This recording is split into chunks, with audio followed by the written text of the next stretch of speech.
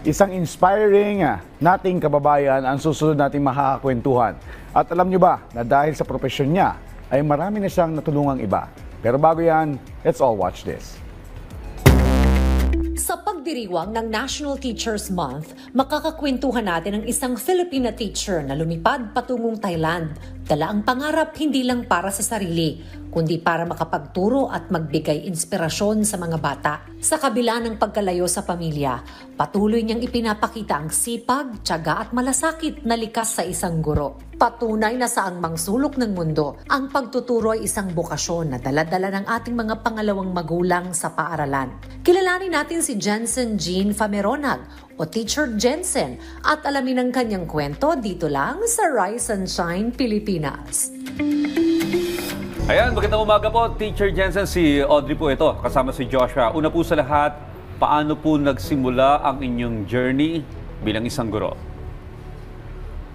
Teacher? Hello po, and syempre magandang umaga po.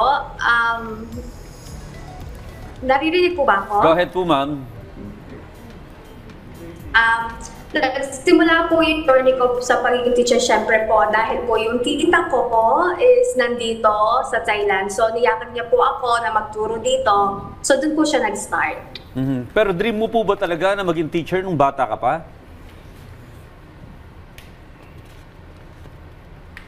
Sorry po. O pangarap mo ba simula bata ka na maging guro or maging teacher? Yes po, siguro dahil side po ng father ko, lahat talaga sila teacher. So, feeling ko nasa DNA ko na rin po yung pagiging teacher. And actually po, sa September 30 ngayon is magsi 6 years na po akong teacher dito sa Thailand. Congratulations! Alright. Congratulations! Teacher, ano yung mga bagay na sa tingin mo yung good part ng pagtuturo at yung pinaka nakaka-challenge dyan sa Thailand? Ang pinaka-good part po, syempre, is yung natutulungan mo yung mga bata. Syempre, na matuto, nabibigyan niyo po sila ng tamang disiplina, ganyan, good po. And siguro po yung bad part is kakulangan po ng, tawag dito, ng pag-i-implement ng tamang pagdidisiplina. Pero dito naman po sa school ko, nagkataon na meron kaming magandang system or partnership po yung school and yung parents sa pagdidisiplina ng mga students. So, okay naman po and maganda na i-implement siya na maayos. So, Teacher Jensen, paano yung language barrier? Ano yung language na gamit mo sa pagtuturo sa mga estudyante mo dyan sa Thailand? Ang language mo na gamit ko, syempre, English kasi po okay. English teacher ako. Pero minsan po, syempre medyo mahirap talaga kasi konti lang naman yung students na nakakaintindi ng English. So madalas po, gumagamit po ako ng mga PowerPoint o kaya naman sinusulat ko sa whiteboard yung mga gusto kong sabihin sa kanila para mas naintindihan nila. Ito teacher, may mga memorable bang moments kasama mo yung mga estudyante mo o habang nagtuturo ka? Na hindi mo malilimutan na maaari mong ibahagi sa amin ngayong umaga? Actually po, madami talaga akong magandang memories kasama yung mga bata. Nakakatawa po talaga sila. Pero siguro po para memories na cherish ko is kapag yung nag-share sila sa akin ng mga problems nila. Tapos ng advice. So feeling ko po meron silang trust sa akin na i-share yung mga private na nila.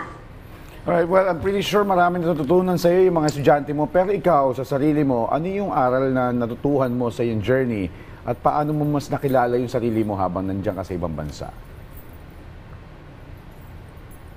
So, syempre po, madaming learning. So, syempre, ang una, yung maging strong. At the end of the day, you only have yourself. Ikaw lang mo para maging strong. And mas nakilala ko po yung sarili ko, syempre, by being closer to God.